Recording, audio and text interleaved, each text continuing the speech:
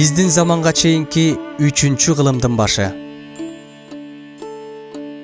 Кангуй мамлекети негизделген.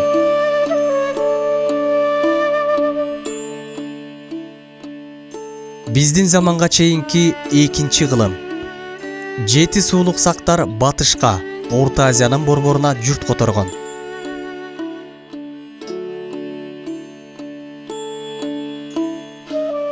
Биздин заманга чейинки 165-160 жылдар. Борбордук Тянь-Шанды жети суулук усундар ээлеп, мамлекет негиздеген. Биздин заманга чейинки 161-158 жылдар. Даван өлкөсүнүн өнүккөн учуру.